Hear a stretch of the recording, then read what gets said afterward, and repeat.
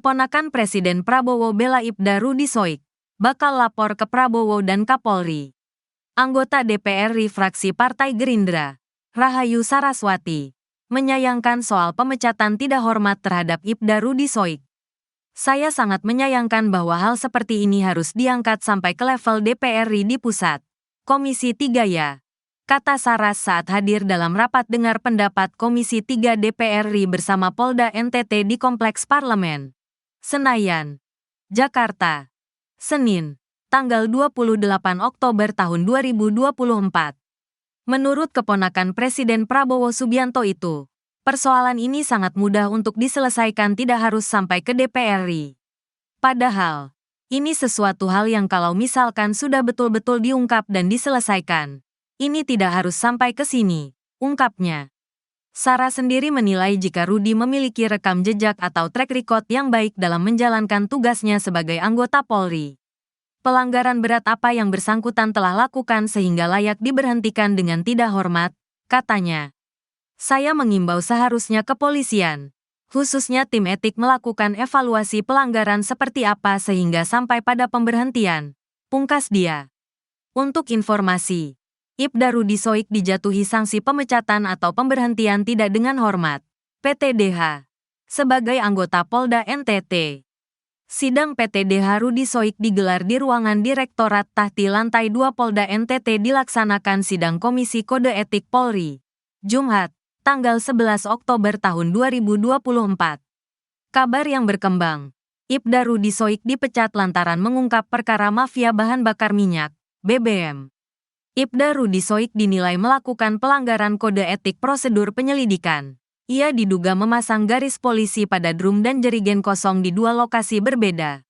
Ibda Rudi dinilai tidak profesional dalam melakukan penyelidikan BBM bersubsidi. Ibda Rudi dan anggota tidak melibatkan unit terkait dan tidak memenuhi standar prosedur operasional. Terima kasih pimpinan. Assalamualaikum warahmatullahi wabarakatuh.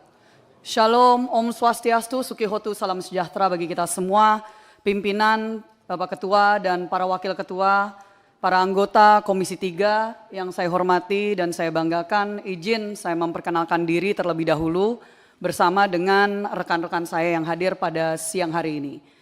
Saya Rahayu Saraswati Joyo Hadikusumo, anggota DPR RI fraksi Partai Gerindra dari Dapil Jakarta 3, saat ini juga menjabat sebagai Wakil Ketua Komisi 7 di DPR RI periode 2024-2029. Namun seperti tadi yang disampaikan oleh Bapak Ketua Komisi, saya hadir pada hari ini bukan hanya sebagai anggota DPR RI yang mewakili rakyat Indonesia, tapi juga saya hadir di sini sebagai Ketua Jaringan Nasional Anti Tindak Pidana Perdagangan Orang yang sudah diinisiatif didirikan pada saat saya masih menjabat sebagai anggota DPR RI periode 2014-2019 di tahun 2018. Sekarang kami sudah memiliki 30 anggota organisasi, NGOs, civil societies, dan juga individu-individu yang fokus untuk melawan perdagangan orang yang menjadi permasalahan besar di Indonesia. Saya tidak akan terlalu panjang lebar karena nanti saya akan serahkan kepada rekan saya yang merupakan Ketua Harian Jaringan Nasional Anti TPPO. Tapi saya mau memberikan sedikit konteks Bapak Ibu kenapa saya hadir di sini. Dan kenapa urusan Saudara Rudi Soik ini menjadi sesuatu yang saya secara pribadi angkat. Karena penting untuk konteks ini. Yang pertama, saya mohon izin juga kepada yang saya hormati tentunya jajaran dari Polda NTT. Izin Pak Kapolda dan Bapak-Bapak sekalian, mungkin Bapak tidak begitu mengenal. Tadi saya mendengar di awal Bapak tidak begitu mengenal Saudara Ibda Rudi Soik. Saya sudah mengenal beliau bertahun-tahun. Awal mulanya saya ini sebenarnya sebagai aktivis anti perdagangan orang sebelum saya menjadi anggota DPR. Karena saya mendirikan Yayasan Parinama Asta dari tahun 2012. Saya menjadi anggota DPR RI pertama kali 2014. Saya memulai perjuangan melawan perdagangan orang dari tahun 2009.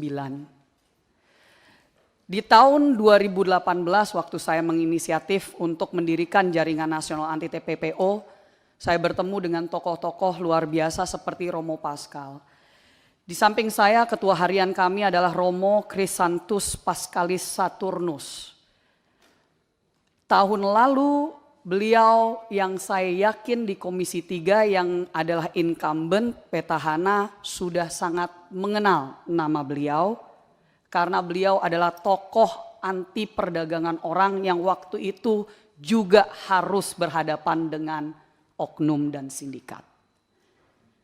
Dan beliau juga mendapatkan fitnah yang sangat luar biasa dan akhirnya didengar oleh waktu itu Menko Polhukam saat itu.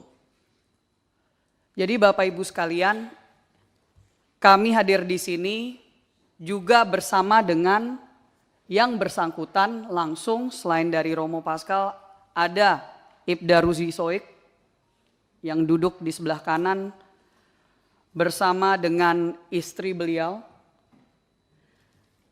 dan juga tim advokasi dan izin juga ada di balkon yang tidak bisa masuk ke dalam ruangan.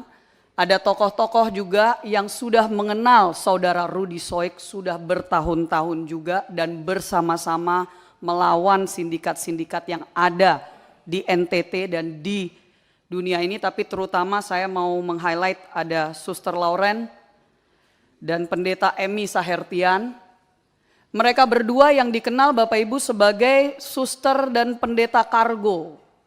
Karena yang setiap hari, setiap tahun ratusan jenazah PMI mereka terima di NTT. Hampir setiap tahun ratusan jenazah